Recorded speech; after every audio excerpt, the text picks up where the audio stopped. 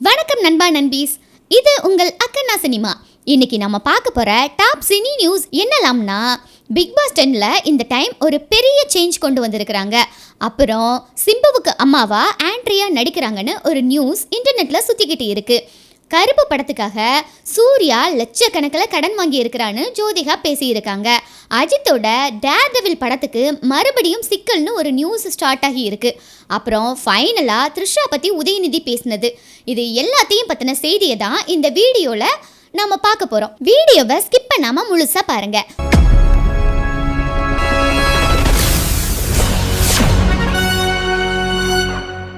தினமும் ஈவினிங் 7 மணிக்கு latest cinema updates, reviews, box office மற்றும் சுவாரஸ்யமான தகவல்களை தெரிஞ்சுக்க நம்ம அக்கன்னா சினிமா சேனலை சப்ஸ்கிரைப் பண்ணி வச்சுக்கோங்க.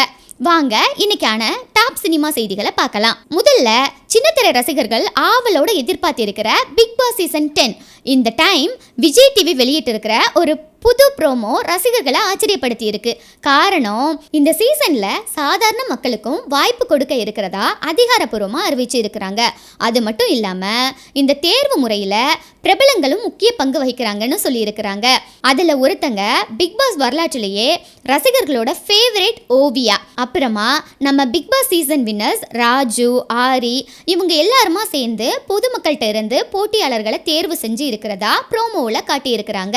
ஆகஸ்ட் 10 இருந்து ஆகஸ்ட் 16 வரைக்கும் இதுக்கான விண்ணப்பங்கள் பெறப்படுதாம். இது பிக் பாஸ் வரலாற்றிலேயே ஒரு புதிய முயற்சி அப்படின்னு சொல்லிட்டு ரசிகர்கள் எல்லாரும் தெரிவிச்சு இருக்கிறாங்க.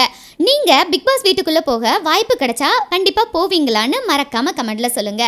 அடுத்த செய்தி, இந்த வாரம் ஸ்டார்ட் ஆனதுல இருந்து சமூக வலைதளத்துல ஒரு தகவல் வைரலா பரவுச்சு. அரசன் படத்துல சிம்புவுக்கு அம்மாவா ஆண்ட்ரியா நடிக்கிறாங்க அப்படின்னு இந்த செய்தி ரசிகர்களை மட்டும் இல்லாம எல்லாரையுமே குழப்பத்துல ஆழ்த்துச்சு. ஆனா அந்த வதந்திக்கு இப்போ ஆண்ட்ரியா நேரடியாக பதிலடி கொடுத்து இருக்காங்க. உறுதிப்படுத்தாம கண்டதையெல்லாம் எழுதாதுங்க அப்படின்னு பதிவு செஞ்சு இருக்காங்க. அதாவது சிம்புவுக்கு அம்மாவா அவங்க நடிக்கிறாங்க அப்படின்ற தகவல் உண்மை இல்லை அப்படின்றத தெளிவுபடுத்தி இருக்காங்க. இப்போ ரசிகர்கள் கேட்குற ஒரே கேள்வி, அப்படின்னா ஆண்ட்ரியாவோட கதாபாத்திரம் என்ன அப்படின்றது தான். அதுக்கு படக்குழு இன்னும் அதிகாரப்பூர்வமான எந்த தகவலையும் வெளியிடலை. அதனால அதிகாரப்பூர்வமான அறிவிப்பு வர்ற வரைக்கும் காத்திருக்க வேண்டியது தான். அடுத்ததா சூர்யாவோட கருப்பு படம். இந்த படம் சமீபத்தில் ரிலீஸ் சிக்கலை சந்திச்சிச்சு. ரீசெண்டாக ஜோதிகா மிகவும் வெளிப்படையாக பேசியிருக்காங்க. அவங்க சொன்ன விஷயம் எல்லாரையுமே ஆச்சரியப்படுத்தி இருக்கு. கருப்பு படத்தை சரியான நேரத்தில் வெளியிடணும்ன்றதுக்காக சூர்யா லட்சக்கணக்கில் கடன் வாங்கி ரிஸ்க் எடுத்தாராம். படம் தள்ளி போனதுனால படத்தில் வேலை செஞ்ச நூற்றுக்கணக்கான தொழிலாளர்கள் பாதிக்கப்படக்கூடாது அப்படின்றதுக்காக மட்டுமே இந்த முடிவு எடுக்கப்பட்டதா ஜோதிகா தெரிவிச்சிருக்காங்க.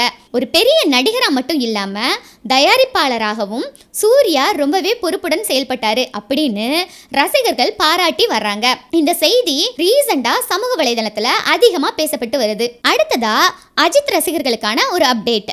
நீண்ட நாட்களா AK-64 பற்றி காத்திருந்த ரசிகர்களுக்கு இப்போ அதிகாரப்பூர்வமாக படம் அறிவிக்கப்பட்டு இருக்கு. படத்தோட பேரு டேர்டெவில். இந்த படத்தை ஆதிக் ரவிச்சந்திரன் இயக்குறாரு.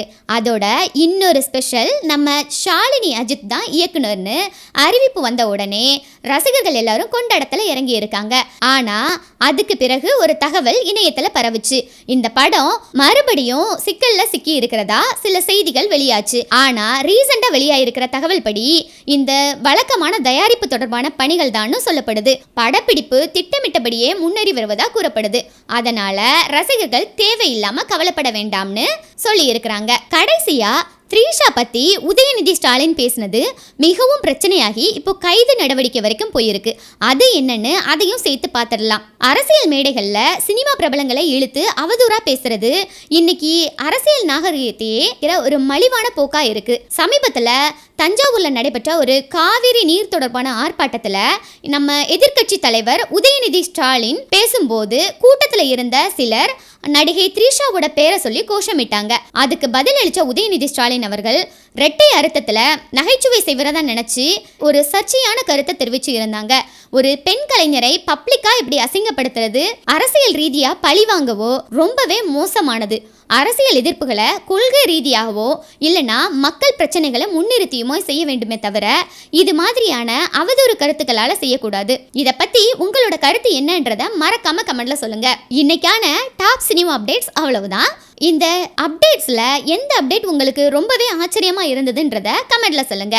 இந்த வீடியோ உங்களுக்கு பிடிச்சிருந்ததுன்னா ஒரு லைக் பண்ணுங்க, ஷேர் பண்ணுங்க, நம்ம அக்கனா சினிமாவை சப்ஸ்கிரைப் பண்ணி வச்சுக்கோங்க. மறுபடியும் சந்திக்கலாம். பாய்.